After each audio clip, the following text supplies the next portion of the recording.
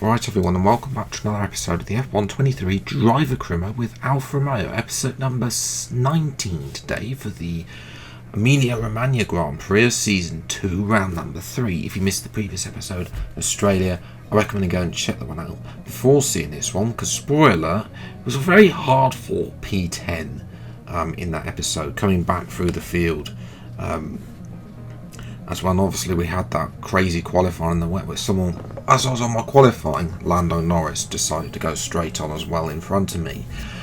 But yes, moving to R&D, it's sort of a difficult one. Was waiting for this engine power upgrade that we had to repurchase because it failed to come in. And I'm kind of thinking that we need to get something on in the meantime, because we can get something on for Imola in time. So we've gone for a weight reduction upgrade. We're also going to put a minor ERS upgrade on as well. That's going to help us down that one big long straight at Imola. We had a major issue on the production line. Cannot be serious! Yes, that's right. In typical career mode fashion, we've had two more R&D failures.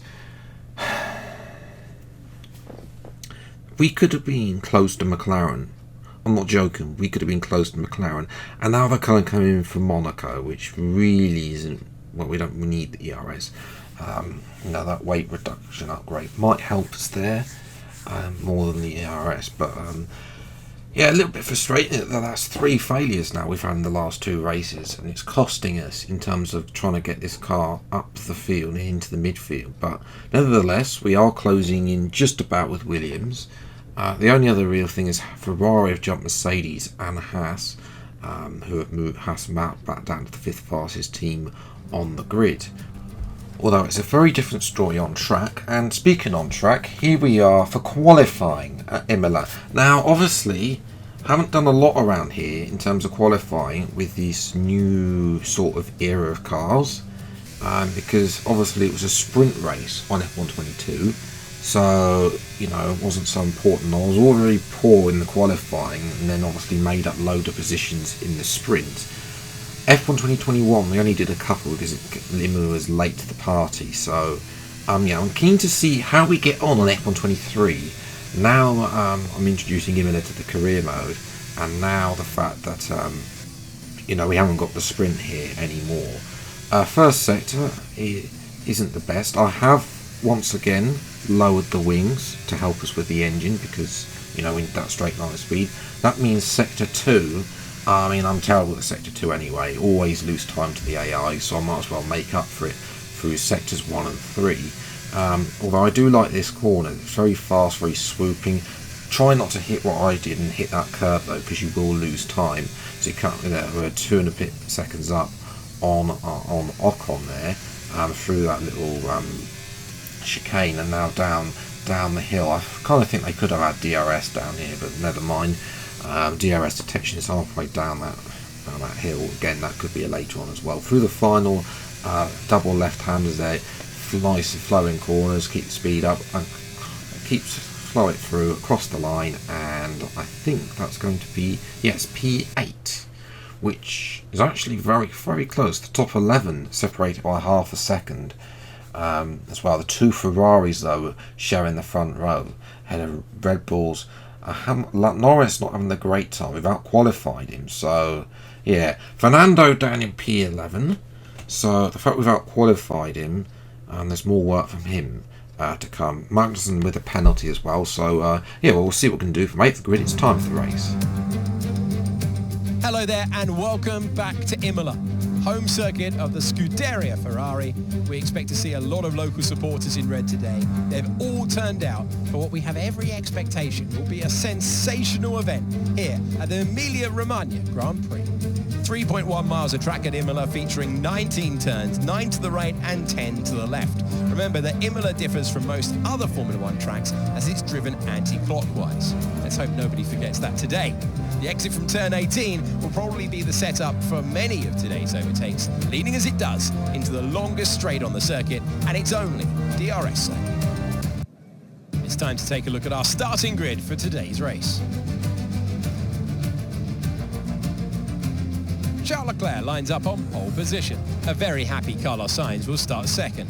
Moving on to the rest of the grid, we have Verstappen, Russell, Perez, Tsunoda, Zhou, Phoenix, Norris, Oscar Piastri, Fernando Alonso, Gasly, Hulkenberg, Ocon, Stroll, Bottas, Albon, De Vries, Sargent, and Kevin Magnussen fills the last spot on the grid. And with lights out just moments away, it's time to go down to the track. Can we get your take on Haas? Anthony Davidson is standing alongside me for this one, and we have chassis regulation changes. It's going to put the cat amongst the pigeons. There are a few downcast looks within the team this weekend. I think they've been hit fairly hard by the new regs. But this is only the first step down a long road of development, and even if they don't maximise their points today, there are plenty more up for grabs this season.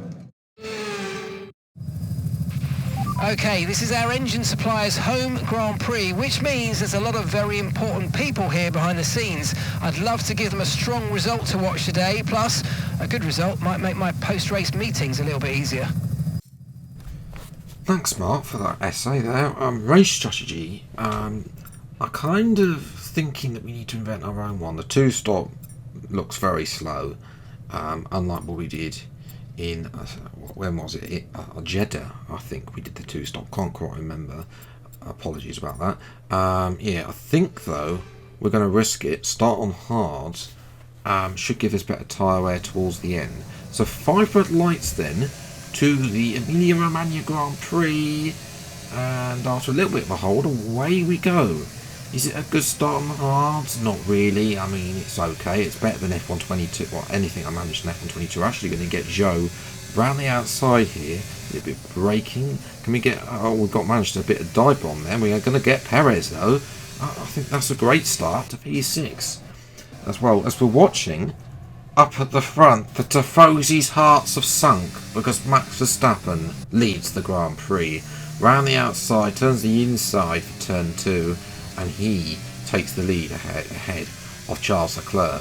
The two Ferraris will of course come to bat and much better than what they are in real life, as Norris decides to have a go at this, but we're going to dart down the inside, down the hill, and retain P6 for now. Perez is going to get involved. We're going to hopefully try and let them two squabble and we can try and push away. So actually Zhou's coming to join the fight as well. Zhou had a very good race in Australia, P4, very quiet end to the race, really. While there was a bit of chaos with Leclerc having his Spinala. We're now being chased though by Perez, that straight line speed. He's not even got DRS as well. But can we have a look around the outside? He brakes early because he's got the inside line. We're able to get past as that's our teammate. Fernando is out of, well, one of the team's 2 home races. Well, out one of Alfa's 2 home races, I should say. But that is so annoying. You know, we were looking to get, you know, we need him if we want to do well in the constructors against the likes of Haas, McLaren, Alpine, etc. But sadly, the engine's letting down them. Maybe we're working with durability, but we have got high priorities.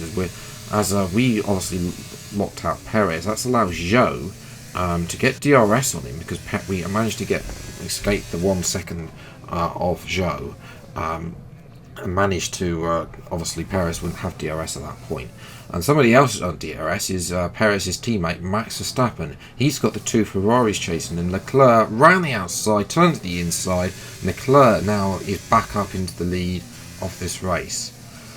Now on that 5, once again, especially around here, as we know, DRS is overpowered on F123. Imola, it is horrible. Yeah. So what we're going to do is we've let Perez pass. We're going to have the DRS now, and it's actually, this is my tactic. ERS, because we're using DRS, it means we can save a little bit of ERS. Not a lot because we haven't got any upgrades on it. It's the default after all, but it is allowing us to help us out with saving the ERS and not using that. So yeah, we're just going to keep blasting past pretty much every lap, really. I'm not really going to show you too much of that because it is pretty much the same overtake. As well as behind us, I think that's Piastri going past his old teammate Lando Norris as well. Perez now has a go in the middle of the lap, but he takes the inside line. You don't want to be there because you'll have to brake early, and that is Logan Sargent, and he's had a Spinala, which will relegate him to his customary last place. As well, the American has, I think, DNF'd in the opening 2 races so far, I think I remember rightly. Perez has another go at us, but still unable to get past there.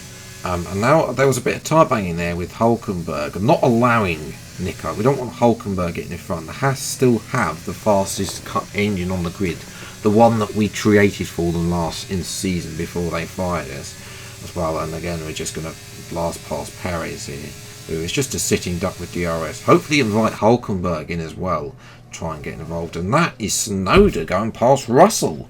Tsunoda's another one, just like Zhou's having a good start to the season. Tsunoda's even having an even better start, you could argue, than Zhou as well. So Yuki going well in his new team, as Perez has another go.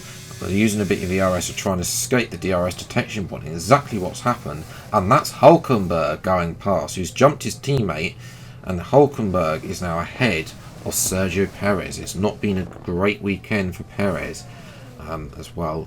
Meanwhile, up the road, Russell is coming back at Tsunoda. To be fair, obviously they've got the same engine, which is an issue. You can see the 2 Ferraris are now both Ferraris ahead of Verstappen as well. That's even before the pit stops there. We are going to carry on. Perez didn't have DRS on lap 16, funny enough. Just used a bit of DRS, and we have got a pit stop coming up. And that's exactly what happened. We actually led the Grand Prix for a little bit, but we are going to hand the back lead to the Ferraris. And Verstappen has lost out in the pit lane. You can see Russell is a lot closer to Verstappen. I'm sure Verstappen should be able to move away from Russell. And then Norris has to stop again. He's on the soft tyres, so that's why he is absolutely flying on those soft tyres. He'll have to stop again. And then we've got Joe Piastri's come out, and he's jumped quite a few people there as well. Can we get in front of De Vries and Stroll? No. Well, we can get in front of Stroll. It's P14, but I'm not too worried. We now have the fresher tyres and a better compound. Although the undercut, allows them with the fresh tyres, allow them to gain time. De Vries has nothing against us. Again, overtaking him on this alternate strategy like we did in Jeddah as well. But now this will work to us, and we're hopefully going to be able to use these mediums to good effect compared to everyone's hards, which have already done a cycle potentially. Even though a little bit fresher, we've got the better compound. But Piastri is up at the front of this queue. I think Zhou has overtaken Piastri as well, but whether or not they'll come back at each other, I'm sure they will with DRS. So we're looking at Hulkenberg, who's lost out through the pit stop phase. Danny inside the penultimate corner. This is the overtake I like to use, and up into P11. That's one of my more trademarks overtakes I like to do. One that you can. This corner as well is a lovely corner for overtaking. Danny inside of Pierre Gasly and up to P11, up into the points. P10 as well. So that corner I love for overtaking because you can go either side, and go down the inside or around the outside as well. But Gasly is going to come back with DRS, even though we have DRS, exposing the weakness that we have with straight line speed there. We are able to send off Gasly up to P10. We're going to perform the same move on Perez now that we did to Gasly. Cut across a little bit wide there. Didn't want to go that wide on curb, but we do make the position up to P9. Perez has a go at us down the inside, but then yields the position. Now we're going to try and get past Esteban Ocon a little bit, and the rear end stepping out as well. And that's going to allow Ocon to have a go at Zhou, as Piastri is back in front of Zhou up into P6. We can get back into P6 here. There's a bit tyre banging between Ocon and Zhou. And now we're going to try and get both of them. We've not got much ERS to play with, unfortunately. We've used all of it trying to catch up to this lot as well. Trying to go on the grass almost. Well, we were on the grass momentarily, down the middle of both of them. We've made the overtake work.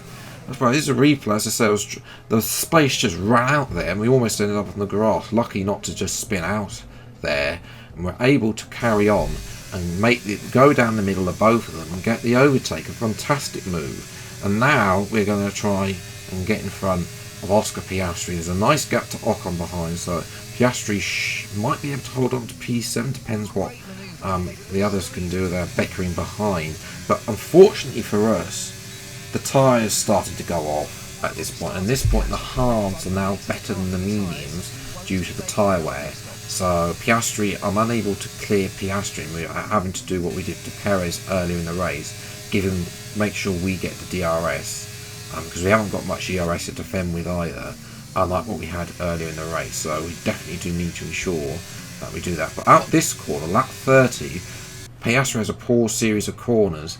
That's going to leave him exposed to Perez, who's now cleared the other cars, the likes of Zhou, and Ocon, Gasly, etc.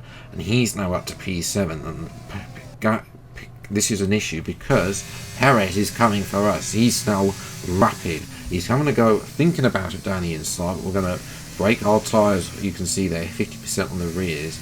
Just take it nice and slowly and use the ERS we saved up to the line. We should hopefully clear Perez. Yes, we can.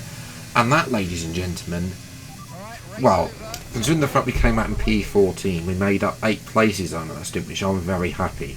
You know, the top five were out of sight, unfortunately. You know, but we'll look to try and close that gap later in the season. However, I will definitely take P6, 16.2, our fastest lap. Lando Norris would have had fastest lap, although technically you don't get the point anyway. But Logan Sargent decided to fly round on his final lap, so that's why he failed to finish. Well, the 59.5. Look at the drivers' standings, though. The top 6 separated by 7 points. I know we've only had 3 rounds, but that is very close. It's very interesting in this series. We have 3 different winners already. Who knows where we're going to be at the end of the season. I don't think that we personally can fight for the championship in an Alfa Romeo. You know, Alonso, I don't know where he would have been had his engine survived. Constructors top 5 separated by 9 points as well, so it is very tight in this second season of career mode. Ferrari look good. They're 1-2 today. You know, Sainz getting his first points this season.